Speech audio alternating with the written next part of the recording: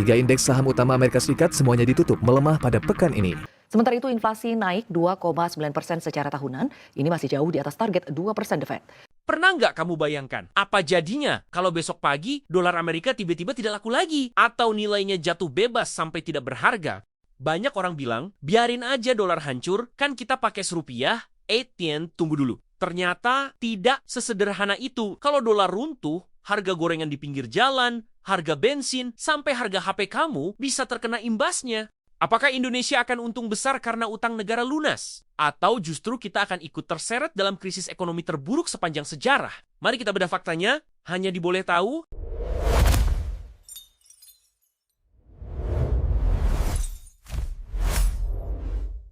Isu dedolarisasi atau gerakan membuang dolar memang lagi panas-panasnya. China, Rusia, dan negara-negara BRICS mulai rame-rame meninggalkan mata uang paman Sam ini. Tapi pertanyaannya, seberapa ketergantungan sih Indonesia sama dolar? Faktanya, meskipun kita belanja pakai rupiah, sebagian besar perdagangan internasional, kita masih dipatok pakai dolar. Kita beli minyak mentah, pakai dolar, impor gandum buat bikin mie instan favoritmu, pakai dolar juga. Jadi, kalau dolar gonjang-ganjing, ada dua skenario besar yang bisa terjadi pada Indonesia. Mari kita bahas satu persatu. Skenario pertama, kekacauan harga. Jika dolar runtuh karena Amerika kehilangan kepercayaan dunia, nilai tukar akan menjadi sangat liar. Masalahnya, sistem perdagangan dunia saat ini belum siap 100% mengganti dolar. Akibatnya, rantai pasok terganggu. Barang impor jadi langka. Hukum ekonomi berlaku. Barang langka, harga naik. Biaya logistik akan melonjak. Ini bisa memicu inflasi tinggi di dalam negeri. Jadi,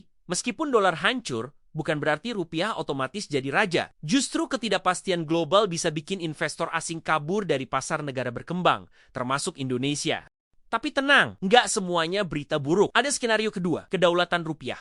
Indonesia sebenarnya sudah curi start loh. Pemerintah kita lewat Bank Indonesia gencar melakukan LCT atau Local Currency Transaction. Artinya, kalau kita dagang sama Cina, kita bayar pakai yuan dan rupiah. Dagang sama Malaysia, pakai ringgit dan rupiah. Nggak perlu tukar ke dolar dulu. Jika dominasi dolar runtuh pelan-pelan, posisi tawar rupiah bisa makin kuat. Kita tidak lagi didikte oleh kebijakan Bank Sentral Amerika The Fed. Kalau The Fed naikkan suku bunga, biasanya rupiah keok. Nah, di dunia pasca dolar, Indonesia bisa lebih mandiri mengatur ekonominya sendiri. Dan satu lagi yang menarik, utang. Sebagian utang Indonesia ada dalam bentuk dolar. Kalau nilai dolar jatuh drastis terhadap rupiah, secara teknis, beban pembayaran utang kita bisa terasa lebih ringan. Tapi ingat, ini tricky. Karena kalau ekonomi global hancur, pendapatan negara juga pasti seret. Jadi, kesimpulannya, runtuhnya dolar ibarat pedang bermata dua buat Indonesia. Di satu sisi, ini kesempatan emas buat rupiah jadi tuan rumah di negeri sendiri dan mengurangi ketergantungan pada Amerika. Tapi di sisi lain, masa transisinya pasti menyakitkan. Harga barang mungkin naik turun gak jelas, sampai sistem mata uang baru mungkin mata uang BRICS benar-benar stabil. Pemerintah kita sepertinya sadar akan hal ini. Makanya mereka rajin menumpuk cadangan emas dan memperluas kerjasama QRIS antar negara.